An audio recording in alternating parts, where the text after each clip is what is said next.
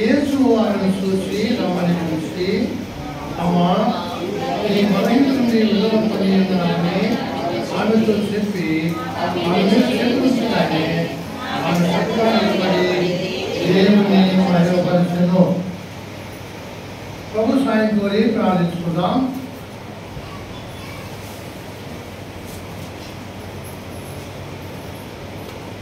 తెలుసా ఆ ఫ్యాన్ మధ్య వాళ్ళ ఫ్యాన్ని స్తోత్రాలు. ఎంతో ప్రేమతో ప్రేమించిన దేవా,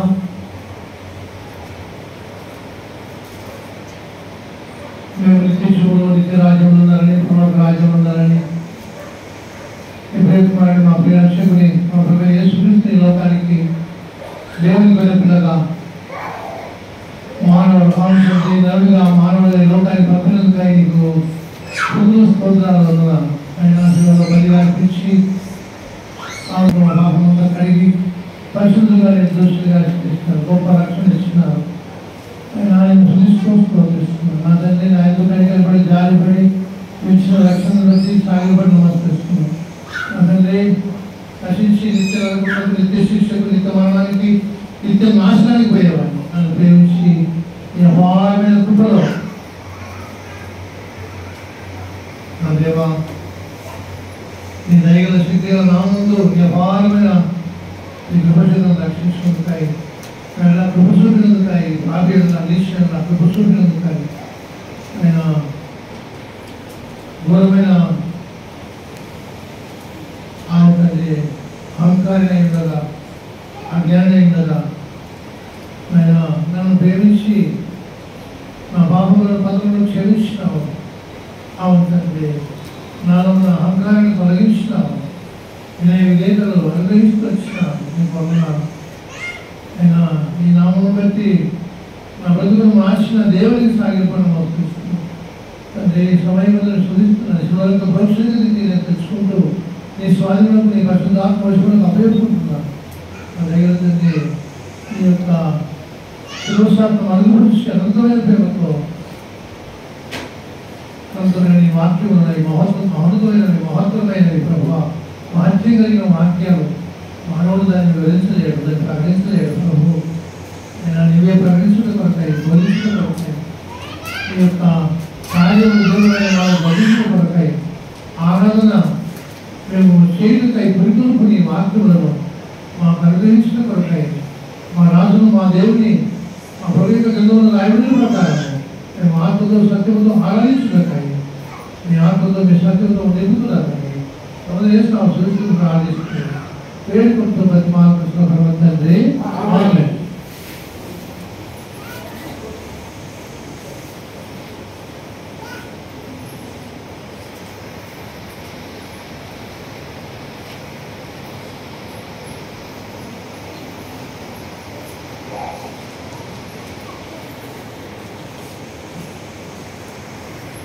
వారం గొడవ ఉంటుంది, నాలో గొడవ ఉంటుంది.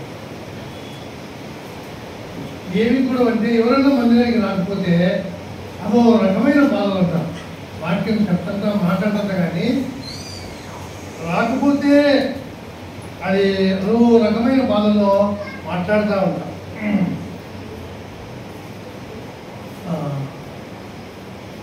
ఇంకా ఈ దినము మరి కళాదుల నుంచి రావడం కదా 5 గంటలకు అప్పుడు నన్నయ్య గారు ఆయనకు వచ్చింది, సుమిత్రకు వచ్చింది. ఇంకా రానివాళ్ళు దాని ఉన్నారు. వాళ్ళందరి కొరకు ప్రార్థన చేయడము మన వంతుగా గుర్తుపెట్టుకోండి.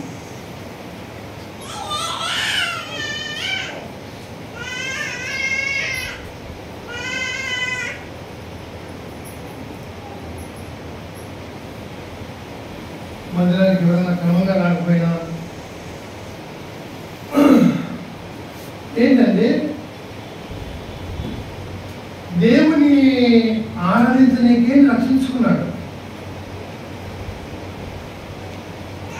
పరలోక రాజ్యంలో ప్రార్థన లేవు, ఆరాధన ఉంటుంది, నిరంతరం ఆరాధన ఉంటుంది. ప్రార్థన ఏముందో అక్కడ కనుక ఈ యొక్క దేవుడు మనకి ఇచ్చిన ఆదివారపు దినంలో మనం ఆరాధించుటకే కనుక నువ్వు చేసిన కొద్ది నిమిషాల కోసమే దేవుడు నేను కోరుకుంటాడు, చూస్తాడు, నీ కొరకు ఎదురు చూస్తాడు. నువ్వు ఆరాధిస్తావని, ఘనంగా ఆయన కొనియాడుతావని, ఆయన గ్రంథంలోని మాటలు బట్టి నాకు కూడా దేవుడు చేయగలడు కదా, నాకు కూడా ఇటువంటి కార్యాలు చేశాడు కదా, నన్ను కూడా ఎంతటి ప్రేమతో ప్రేమించాడు కదా అని గుర్తిరిగి ఆరాధించుటకై దేవుడు తన వాక్యాలను మనకు వినిపిస్తాడు. దేవుడు తన వాక్యాలను మనకు వినిపిస్తాడు.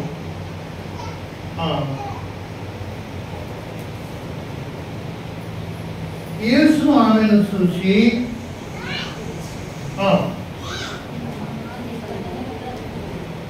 రమ్మని పిలిచి, నీ బలహీనత నుండి విడుదల పొంది ఉన్నావు. అది ఇప్పుడు ఎంతమందిని దేవుడు పిలిచితే వచ్చింటాం?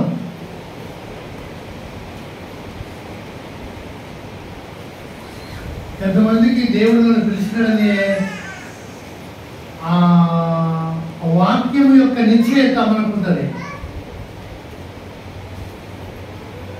ఎంతమంది ఇప్పుడు దేవుడు రమ్మన్నాడు, నేను పోతాను మందిరానికి,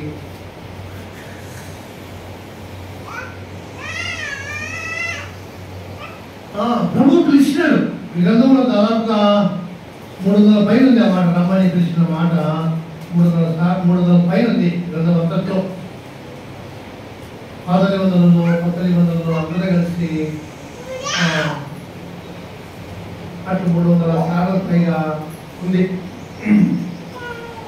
కనుక ఎంతమందికి ఇచ్చి నేను దేవుడు నమ్మన్నాడు పోతుందా, తండ్రి పొద్దున్న 9 గంటలకు పెట్టాడు, యాజకి వచ్చేది మాకు అని ఇప్పుడు కొంతమంది యాజకి కూడా వచ్చింటారు. చెప్తారు నాయనబ్బా, రమ్మని పిలిచినాడు 9 గంటలకే, 9 గంటలకు పోతాను. పిలుపు నాదా, కుడిక నాదా, ఈ కుడికు నేను అడిగినా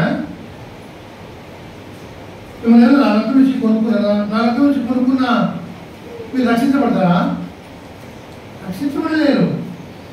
అనంతమైన దేవుడు ఎన్నో వీరికి రక్షించుకున్నాడు. నేను రమ్మని పిలిచినాడు, తన వాక్యమును ప్రకటించినాడు, నీకు తన వాక్యాన్ని నీకు వినిపించినాడు. రమ్మని పిలిచింది ఆయనే. మనసులే మాట్లాడినచ్చు,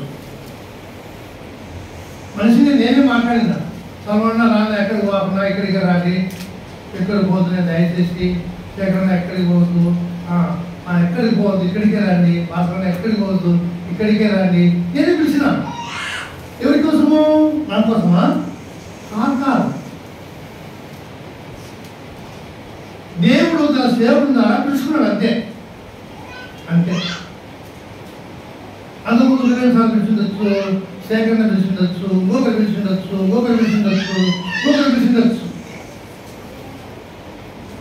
పిలిపి ఎక్కడికి రమ్మని?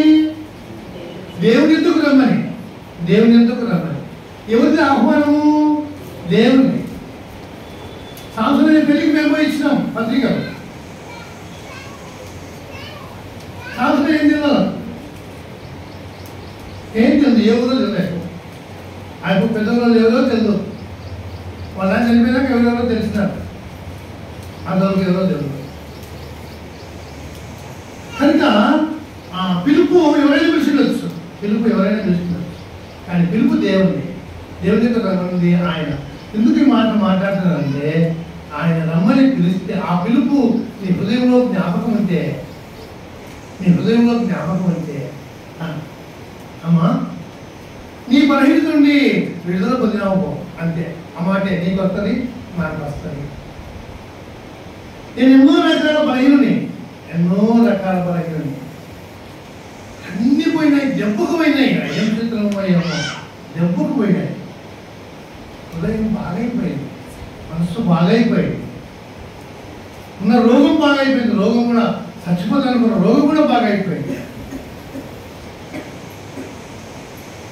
కనుక రమ్మని పిలిచిన దేవుడు కనుక నేను రమ్మని పిలిచినాడు, నేను పోతున్న మందిరానికి. నేను రమ్మని పిలిచినాడు దేవుడు, నేను పోతున్న మందిరానికి. కనుక అటు నిశ్చయితులు వచ్చినప్పుడు నిన్ను మందిరానికి వచ్చే ఒక చక్కని వ్యక్తిగా చేసే శక్తి ప్రభువుకే ఉంది, వేరెవరికి లేదు. వేరెవరికి లేదు. ఇంకోటి అతి ప్రాముఖ్యమైనది ఏంటంటే ఆమె దేవుని మహిమపరచను అని రమ్మని పిలిచినవాడు. అక్క ఈరోజు మీరు ఒకటి చేయగలండి, వారు వంట చేస్తారు.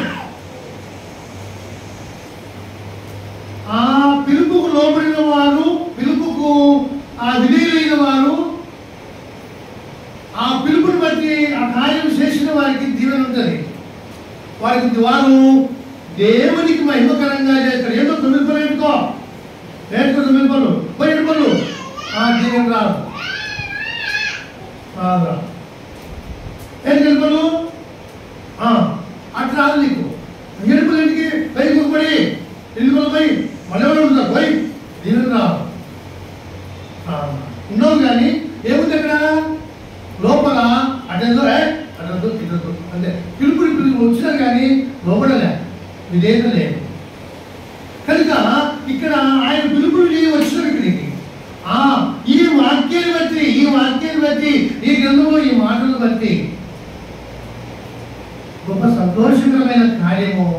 నేను ఇప్పటికి గత కొన్ని వారాలుగా నేను ఏం మాట్లాడతానంటే ఈ యొక్క 4 సువార్తల్లో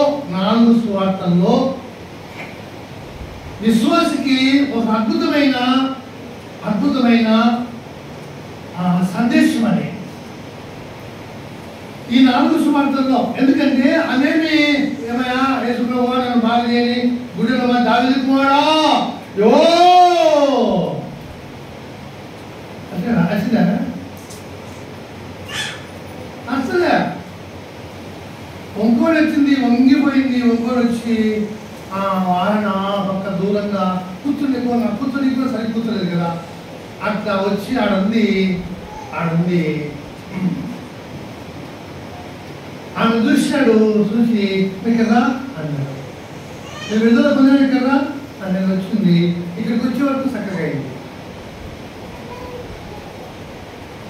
కనుక పిలుపును అంగీకరించిన రామాయి కదా వచ్చేసింది. నేను కూడా ఎట్లా అంతమందికి నువ్వు మాట మంది చదివించడానికి బాగుపడేదే నన్నాను ఒక మాట అని నేను గట్టిగా ఏమన్నా వచ్చిందా? అట్లా అసలు రివర్స్ చేయరు. పిలుపుకు విధేయులైన వారు, పిలుపుకు లోపడేవారు అవిధేయమైన సంబంధమైన మాటలు మాట్లాడరు. కనుక మరా వచ్చేసి నువ్వు విడుదల పొందినావులే అన్నది చక్కగా నిలబడింది. కనుక ఎప్పుడైతే చక్కగా దేవుని మహిమపరుస్తుంది. ఇక్కడ నేనేం మాట్లాడుతున్నానంటే దేవుని దగ్గరికి ఆయన రమ్మని పిలుపు, ఆయన పిలుపుకు, ఆయన వాక్యానికి, ఆయన మాటలు ఇవన్నీ ఏంటివి? ఈ వాక్యాలన్నీ దేవుని పిలిపే. ఈ వాక్యం అన్ని కూడా దేవుడు నీతో మాట్లాడుతున్నాడు, నీకు బోధిస్తున్నాడు, నీకు వినిపిస్తున్నాడు, నీతో మాట్లాడుతున్నాడు. ఏ మాటకు లోబడినవు, ఏ మాటకు విధేయత చూపినావు, ఏ మాటను నీ యొక్క శిరసా వహించి ఈ మాట ప్రకారం నేను బతుకుతా అని నీ మనసు అనుకొని బతుకుతున్నావు, ఇవన్నీ దేవుడు చూస్తాడు.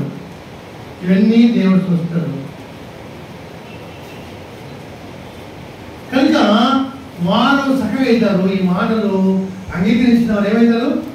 చక్కగా అవుతారు. వాళ్ళ హృదయము, వాళ్ళ ఆలోచన లేక వారి నడవడి అన్నీ చక్కగా అవుతాయి. చాలా చక్కగా అవుతాయి.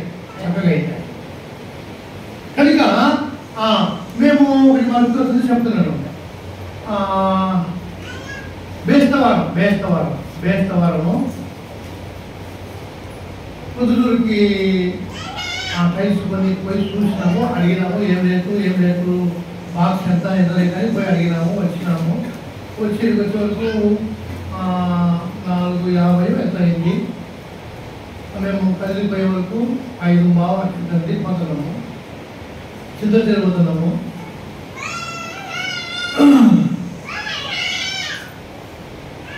పోయే దారిలో ఒక తాగి పడిపోయాడు. వాళ్ళ బంధువులు యవనస్తుడు చనిపోయాడు. యవనస్తుడు మనకేమి రోగం లేదు. క్షీణస్తుంది క్షీణస్తుంది క్షీణస్తుంది క్షీణస్తుంది, ఏ రోగం లేదు. క్షీణస్తుంది క్షీణస్తుంది యవనస్తుడు క్షీణస్తుంది క్షీణస్తుంది క్షీణస్తుంది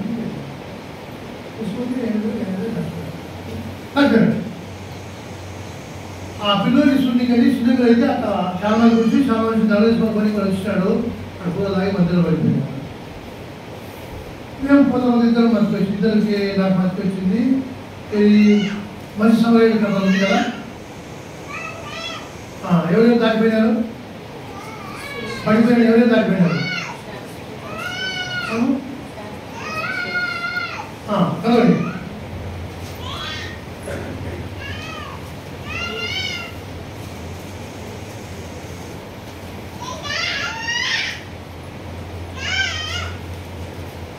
కాబట్టి మంచి సమయం పోతా ఉన్నాడు కదా.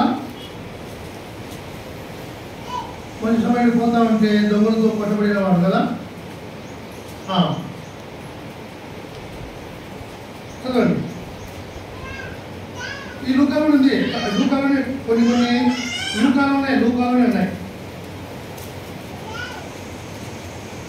లూకాలోనే ఎక్కడన్నమాట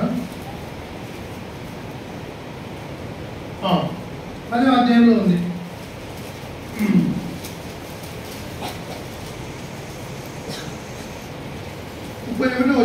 31వ వచనంలో ఆ సమయంలో యాజకుడు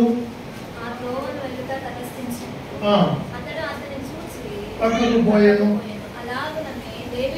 లేవీయుడు కూడా వచ్చి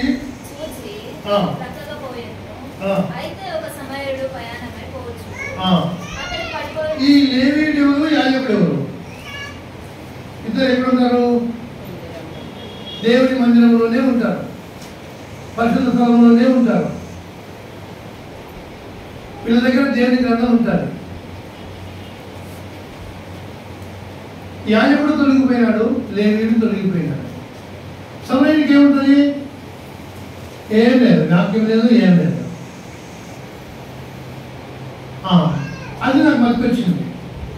నాకు బతికొచ్చి బండి ముందుకు పోలేకపోయింది. వెళ్ళకపోతే ముందు వెళ్ళబోతున్నావు పోలేకుంది అని అంటే నాకు అలా ఆయన చూసిన బండి కృపలేకుండా చూసానికి నాకు కొంచెం జరుగుతుంది చెప్పలేకుండా అంటే అంటే తిప్పుకోదాం అంటాను. కానీ తిప్పుతుందా నాకు కూడా అదే బతికొచ్చింది. ఆ లేవీయుడు ఒకడు, యాజకుడు ఒకడు, ఇటుపెట్టు మామూలు చేత ఆమె మనసునే కదిలించింది, నా మనసునే కదిలించింది. తిప్పినా వద్దులే తిప్పు పోదామంటుందేమో. ఎందుకు ఆశ పెట్టాలి? మన గాలి అవుతుంది, వద్దు బాగుంటుంది. గాలి కానీ ఏమన్నా కానీ అక్కడ దాటిపోతే మనం భయంకర పెట్టాం, వద్దు బా మనం పోదాము. అక్కడ నీకు అదే బతికొచ్చింది, నాకు అదే బతికొచ్చింది, దాన్ని దాటిపోతే అని ఉంచి మాటలో నీళ్ళు ఉన్నాయి. నీళ్ళు నేను కొంచెం వచ్చిన మంచి ఆటలు పెట్టినాడు. ఆ మనిషి వచ్చి నీళ్ళు వచ్చినాడు. ఆ మనిషి దగ్గరనే కొన్ని వాటర్ ప్యాకెట్ ఉన్నాయి, అవి వచ్చినాము. ఉనికి తెస్తాడు కానీ తండ్రి తెచ్చలే, అందులో ఆయన మేము ఇక్కడ చచ్చిపోయాడేమో అనుకున్నాం. దాన్ని పలువుతున్నాడేమో, దానికి ఇంకేమైనా దెబ్బలు తగినాయో, ఏమైందో అని పోయి చూనికి పోయినాము. ఏం దెబ్బలు లేవు. ఆ మనిషి పని పక్కన కడి పెట్టుకున్నాడు. తర్వాత ఇక దిగువ ఉంటుంది కదా రోడ్డుకు, అటు దాని నెంబర్ పడుకున్నాడు.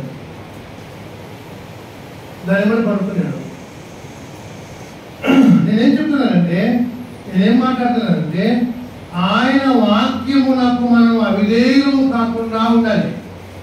అది నష్టమో కష్టమో లాభమో అది కాదు కావాల్సింది. ఆయన వాక్యానికి లోబడే వారంగా ఉండాలి. భయపడి వచ్చినాం కనుక ఆయన వాక్యానికి లోబడాలి. ఆయన వాక్యమునకు విధేయత చూపాలి. అయినంత మాత్రమే ఆయనకే బాగేది కాదు, ఇంకా వాక్యాలు ఉన్నాయి. దినము ఆ వాక్యంతో సరిచేయబడడానికి వాక్యముతో మనం సకదిద్దుకోనికి ప్రయత్నించాలి. కనుక ఏమో ఆయన మాట, ఆయన వాక్యం వినమారా రమ్ము అంటే రమ్మంటేనే వచ్చేసింది. ఈ మధ్యలో నేను ఒంకొని వచ్చి నాకు సిగ్గుపోదా, ఈ మధ్య ఈ గుడిలో అంతమంది వచ్చినారు, ఈ మధ్య వాళ్ళ మధ్యలో ఒంకొని పోవాలా, ఈ వారం నిలబడుకుంటే సరిపోతుంది కదా అట్లా అనుకున్నాను. మాటకు లోబడింది, రకరకాలుగా ఆలోచించలే, ఆమె మాటకు లోబడింది. కనుక అటు మనము ఆత్మతో సత్యముతో ఆరాధించే మాటకు మనం లోబడితే మనం ఖచ్చితంగా ఇంటి దగ్గర సిద్ధపడతాము. ఇక్కడ కూడా హృదయపూర్వకంగా దేవుని ఆరాధించుకుంటాం. ఎందుకంటే ఆయన మాట విన్నప్పుడు మనం చక్కగా అవుతాం, ఆయన వాక్యాన్ని విన్నప్పుడు మనం చక్కగా అవుతాం. ఆయన వాక్యానికి లోపడినప్పుడు మన బతుకు మారిపోతుంది. వాక్యము జీవితాన్ని మార్చేస్తుంది. ఇప్పుడు ఇదిగో పాతవి గతించను తర్వాత ఏమైంది కదా, దేని బట్టి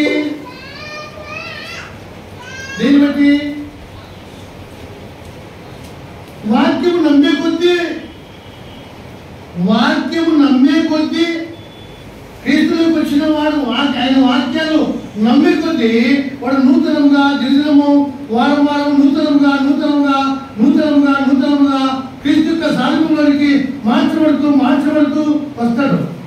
ఒకటి మరి గప్పున కాలేం అయిపోయి అటేం కాదు.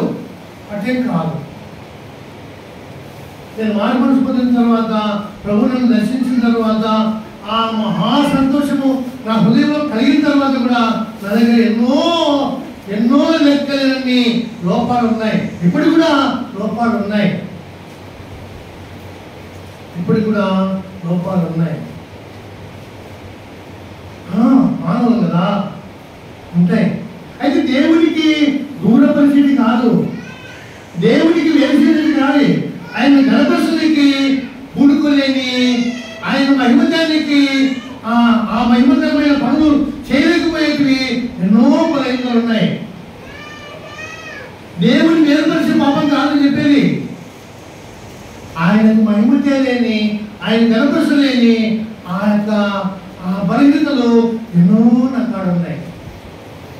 దాన్ని దినదినము కోరుకుంటూ, దినదినము నన్ను సరి చేసుకో, నన్ను బాగు చేసుకో, దినదినము నీకు మహిమరించినట్లు, దినదినము నీ రాజస్వార్థ నా నోట ప్రవేశపడినట్లు, దినదినము నన్ను వాడుకోవటకై దయ చూపించుము నేను వేడుకుంటా వస్తున్నాను. కనుక ప్రిమిటి వాళ్ళ ఏమో మాట వినింది, వచ్చేసింది, చదువుకుండా గొడవకుండా వచ్చేసింది. వాళ్ళకి అట్ట చేసినావు, నాకేమిటి చేస్తున్నావు అట్లా మాట్లాడలే వచ్చేసి చక్కగా అయింది. కనుక వాక్యంలో లోబడి కొద్ది వ్యక్తి నూతన సృష్టిగా చేయబడతాడు. పాతవి గతించిపోతాయి.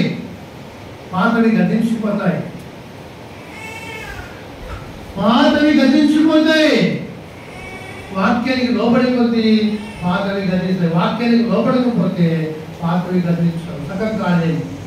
ఎందుకు చెప్తున్నానంటే ఎప్పుడైతే చక్కగా అవుతామో అప్పుడే దేవునికి మహిమపరుస్తాం. ఒక మహిమకరమైన ఆరాధన దేవునికి చెల్లిస్తాం. ఒక దేవునికి ఇష్టమైన ఆయన కోరుకున్న ప్రకారము ఆత్మతో సత్యముతోనే ఆరాధిస్తాం. వేరే పద్ధతిలో నాకు వచ్చాను, నేను తెలియపడినాను, లేకపోతే నేను మేధావిలను అట్లా ఆరాధించాము. ఆయన వాక్యానికి లోబడి మనం సకలం చేయబడినప్పుడే ఆ వాక్యం యొక్క శక్తి, ఆ వాక్యం యొక్క ప్రభావము మనలో పనిచేసినప్పుడే. ఎందుకంటే వాక్యంలో శక్తి ఉంది, బలం ఉంది, ప్రభావం ఉంది. చదువుదాము. అపోస్తలుల కార్యములు 20వ అధ్యాయము, 19వ అధ్యాయము 20వ వచనం. ఇంత ప్రభావముతో ప్రభు యొక్క వాక్యము ప్రబలి వ్యాపించింది. ఎందుకట అన్నాడు అక్కడ పరిశుద్ధాత్మ దేవుడు. ఆ పైన మాంత్రికులు ఆ మాంత్రిక విద్య విడిచిపెట్టి దేవుని వెంబడించున్నారు.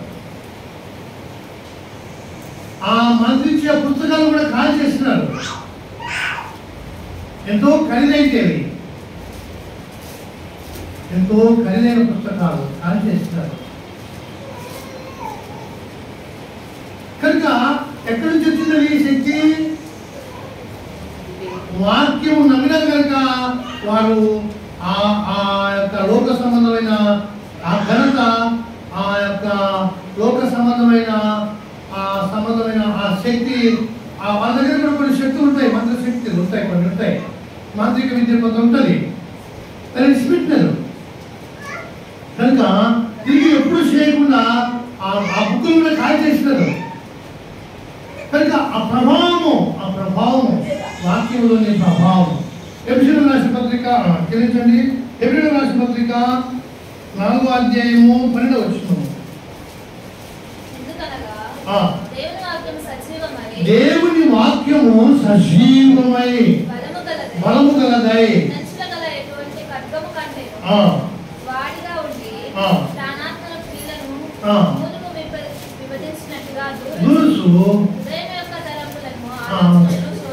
శోధించుతున్నది. కనుక వాక్యమును శోధిస్తే నీ హృదయం యొక్క తలంపులను కదా అని ఏది శోధిస్తుంది. ఎందుకు శోధించి నీలో ఆ చెడును తొలగిస్తుంది. మరి చదవండి, అందరూ చదవండి. దేవుని వాక్యము సజీవమై బలము గలదై వాడిగా ఉండి దూరనియాలి. వాక్యము దూరనిచ్చినే, వాక్యము దూరనిచ్చి నీలో ఉన్న చెడు తలంపులు, చెడు ఆలోచనలు, చెడు విధానం అంతా కొట్టేస్తుంది అది. లేకపోతే వాక్యము లేకపోతే మొండికి తిరిగి మొండికి మాట్లాడుతుంటారు, మొండిగా మాట్లాడతారు. వాక్యం దూరనిస్తే అది నిన్ను సజీవములుగా, అంటే ఎప్పటి వరకు సజీవముగా, యుగములకు నువ్వు ఒక సజీవమైన వ్యక్తిగా, యుగములకు దేవుని యొక్క రాజ్యంలో ప్రభుత్వం కూడా ప్రభువులే నీ యొక్క దీన శరీరము మహిమగల శరీరముగా మార్చబడుతుంది. వాక్యము దూరనిచ్చే కొద్ది నీ హృదయంలో, నీ అంతరంగంలో, నీ యొక్క సర్వ శరీరంలో వాక్యం పనిచేయడానికి ఇష్టపడితే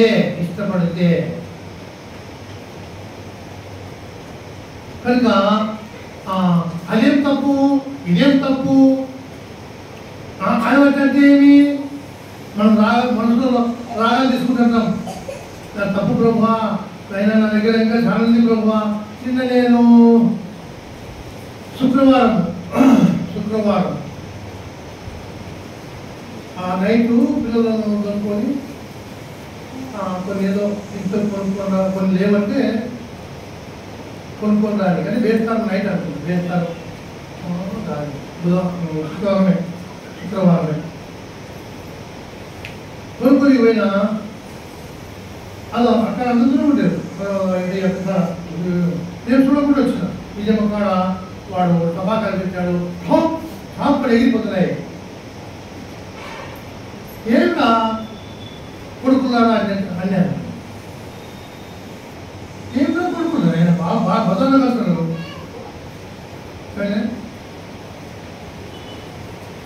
ఏమిటా ఏం తప్ప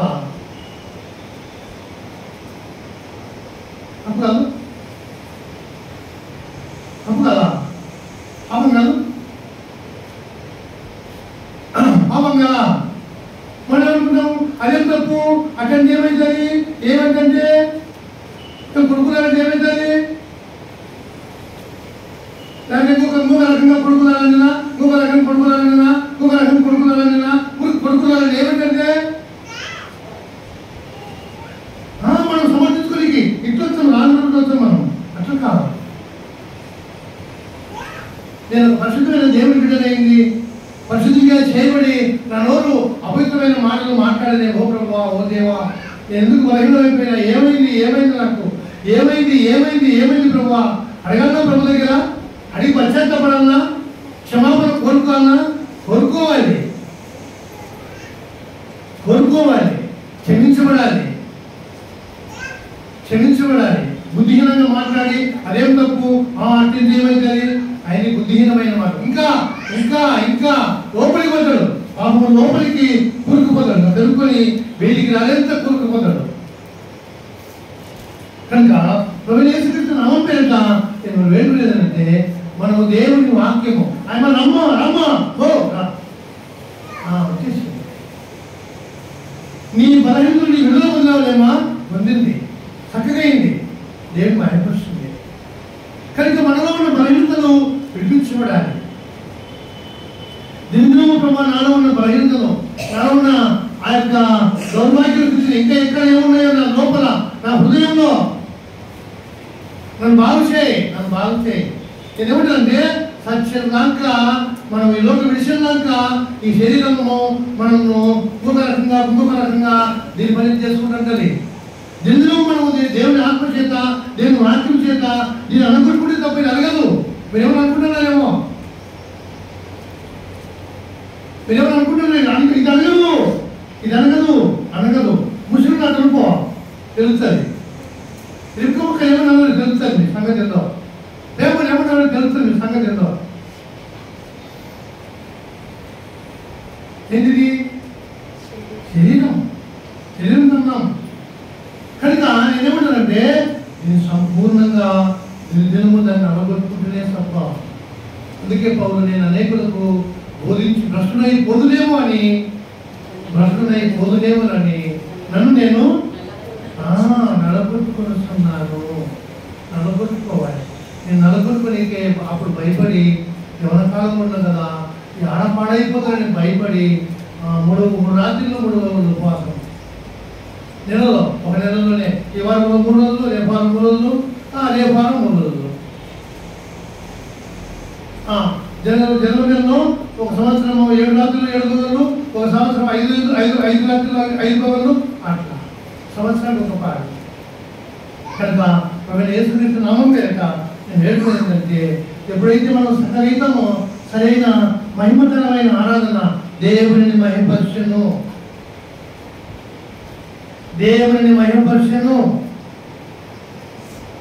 చక్కగా కాకుండా యాంత్రికమైన ఆరాధన అది దేవుని మహిమపరచలేదు. మనము వాక్యం ఇదే కొద్ది నిజం కదా, దేవుడు నన్ను ప్రేమించాడు, నన్ను కూడా ఎంతో నేనేమన్నా ఓ ప్రభువా నన్ను రక్షించు ఏమడగలేదు. నేనేమడగలేదు. ఒక ఆయన చెప్పినాడు, ఏమని చెప్పాడంటే నా అన్ని చెప్తే ఏమో కానీ పోరాడు ఒక చెప్తావా చెప్తున్నా ప్రభు నీ రక్షణ భాగ్యం నాకు దయచి ఏమన్నా ఎప్పుడైతే నువ్వు మొక్కలు ఉంటావు కదా పోరాడా మొక్కలు అయినప్పుడు రక్షణ భాగ్యం దయచి అడుగున్నా దాన్ని పట్టుకొని ప్రభు రక్షణ భాగ్యం నాకు దయచి అంటే ఎప్పుడన్నా. అయితే ఈ రాజు ఆ రక్షణ భాగ్యమును నాకు ఇచ్చినాడు. చాలా మంది బాప్తిసం పొందడానికి సిద్ధపడరు కానీ అది ఆ రక్షణ భాగ్యం, అది భాగ్యవంతుడు. రక్షణ పొందినవాడు భాగ్యవంతుడు. రక్షణ పొందని వాడు దరిద్రులు. ఎందుకు దరిద్రులు? మేము మందిరానికి రాయా ఏమన్నా మాట్లాడతావు అర్థం లేకుండా అనొచ్చు కూడా కొంతమంది. ఎందుకంటే రక్షించబడిన వాడు శత్రువుకు సాధన నుండి దురాత్మ సమూహం నుండి విడుదల పొందుకున్నాడు. అతని ఆత్మకు విడుదల పొందింది, అతని ఆత్మకు విమోచన కలిగింది. అతను దేవుని యొక్క క్షమాపణ కిందికి వచ్చినాడు. అతను క్షమించబడుతూనే ఉంటాడు. అతను దేవుని చేత ప్రేమించబడుతూనే ఉంటాడు. దేవుని దగ్గర అతడు కోరుకున్నట్టు జీవించబడుతూనే ఉంటాడు, ఆశ్రయించబడుతూనే ఉంటాడు. ప్రతి ఆదివారము నిజమైన ఆరాధికుడు, నిజమైన విశ్వాసంతో మన దగ్గరికి వచ్చిన వాడు, అయ్యా ఈ విశ్వాసం మాత్రమే వస్తున్నారు ఆయన. ఇగో ఈ వారము ఈ నామంలోని దీవెనలు ఆశీర్వాదములు ఈ దినం ఏ వాక్యం వినబడితే ఆ వాక్యానికి నేను లోబడతా, ఆ వాక్యము ప్రకారం బతుకుటకై నేను కోరుకుంటా, నన్ను ఆశ్రయించము అంటే అప్పుడే అక్కడే అతన్ని ఆమెను ఆశ్రయించి పంపుతాడు ఆయన. అంత నమ్మదగిన వాడు. కనుక అటువంటి ఆశ్రమము, అటువంటి దీవెన దేవుని బల దగ్గరికి రానైనా, ఒరే దేవుని బలనైనా రాజైనా బల దగ్గరికి అంటే బల దగ్గరికి రాకుండా బల దగ్గరికి నేను ఇస్తాను. కొంతమంది వస్తారు, వాళ్ళు ఇష్టానుసారంగా వస్తారు. ఊరికి రసం తీసుకొని తాగితే తాగుకోవడానికి వస్తారు కొంతమంది. అటువంటి పనికిరాడు, వాడు ఎప్పుడు బాగుపడదు. అంటే కానీ ఎప్పుడు బాగుపడదు, నేను దేవుడిలో ఉండాలా, దేవుడు నాలో ఉండాలా, నేను దేవుడు ఏకమై ఉండాలా, వాడు బాగుపడతాడు. అటువంటి వాడు బలలో పాల్గొంటుంటే అటువంటి వాడు వదిలించుకుంటాడు. లేచి పాట పాడుకొని ప్రభువును మహిమపడతాం.